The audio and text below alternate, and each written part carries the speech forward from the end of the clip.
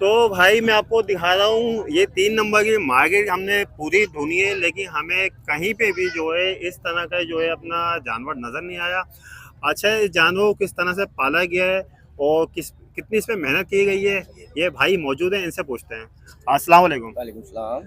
भाई सबसे पहले तो बताएं, माशाल्लाह इसमें अपना घर का पला हुआ है, कहाँ का है? ये हमारे बाड़े की अपनी पली हुई है भाई। हाँ, तो ये अपने बाड़े की पड़ी है और माशाल्लाह यार, ये हमने देखा कि पूरी मार्केट के अंदर जो है ऐसा है नहीं वैसा कोई। बहुत कम लोग इस्तेमाल करते हैं इसे कुर्बानी के लिए। हम्म। लेकिन हमारी बरादरी के लोग जो है ज़्यादा इस्तेमाल करते हैं और पठान हम्म। लोग ज़्यादा इस्तेमाल करते हैं भैंसों को। तो ये क्या आप स्पेशल तौर पे लेके आए यहाँ पे भैंसा? नहीं, हम मेरा शौक था बस लाने का। हम्म। इसको लेकर आ गए हम। अब ये इंशाल्लाह ज़िबा करेंगे तीसरी ईद पे। अभी तो बस ये बाड़े में बंधी हुई थी, हम यहाँ लेकर आ गए शौक के लिए। थोड़ा सा रश लग जाए, थोड़े से अच्छा। लोग पब्लिसिटी हो जाए हाँ बस हाँ। ऐसी।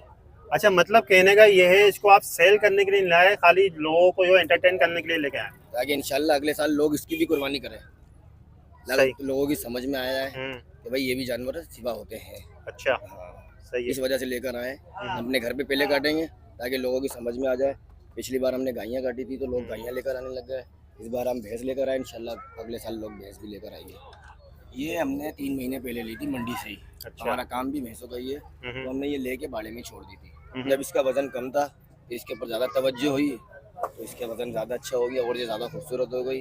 हम्म। और ये पेवर बदीन की है और ये बिल्कुल सिर्फ गोशी गोश है, विदाउट चर्बी, विदाउट प्रवास के।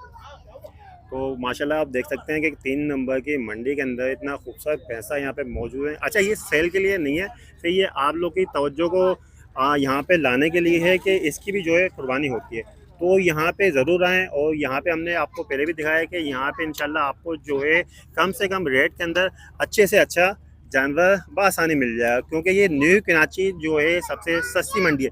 अब नसीब देखें आपका है, मेहनत आपकी है, क्योंकि सस्ती चीज़ लेने के लिए, अच्छी चीज़ लेने के लिए जो है थोड़ी सी मेहनत करनी पड़ती है, थोड़ा टाइम लगाना पड़ता है। ये नहीं कि आप यहाँ पे आएँ और आपको बस सस्ता सा जानवर मिल जाए, ऐसा नहीं होता। आपको ढूंढना पड़ता है, तो मेहनत आपकी होगी तो बचत भी फिर आपकी होगी।